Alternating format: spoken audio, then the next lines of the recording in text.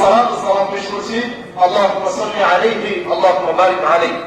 সম্মানিত উপস্থিতি, প্রথমতই আজকের এই আয়োজন যারা করেছে এবং এটার পিছনে যারা আঞ্জাম দিয়েছে, আল্লাহর কাছে আল্লাহর নিকট তাদের জন্য দোয়া করতেছে। আল্লাহ সুবহানাহু ওয়া তাআলা তাদেরকে উত্তম জাযায়ে খায়র দান করুন, আল্লাহুম্মা আমিন।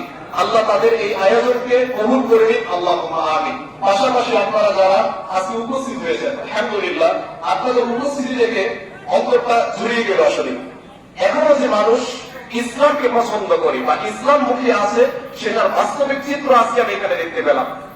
আজকের এই উপস্থিতি এটাই প্রমাণ করে আগামী দিনের সমাজ, আগামী দিনের গ্রাম, আগামী দিনের রাষ্ট্র এবং দেশ হবে ইসলামের দেশ, ইনশাআল্লাহ। তো আলহামদুলিল্লাহ, যারা উপস্থিত হয়েছেন আপনাদের কাছে উদাত্ত আহ্বান হচ্ছে, যতক্ষণ আলোচনা শুনবেন মানার নিয়তে এবং সেগুলোকে যেন নিজের জীবনে বাস্তবায়ন করতে পারেন, সেই উদ্দেশ্য, সেই নিয়ম নিয়ে শুনবেন। যদি এটা করতে পারে তাহলে এটার রেজাল্ট কি? আল্লাহ নবী সাল্লাল্লাহু আলাইহি ওয়াসাল্লাম প্রতিদিন রাতের বেলা ঘুমানোর সময় আল্লাহর কাছে বলতেন, ওয়াকালু রাব্বানা ইয়া আল্লাহ সামি'না, আমি যা শুনলাম, ওয়া আতা'না, আমি তা মেনে নিলাম। আল্লাহ বলতেছেন, হে মুহাম্মদ, আপনি কেন আপনার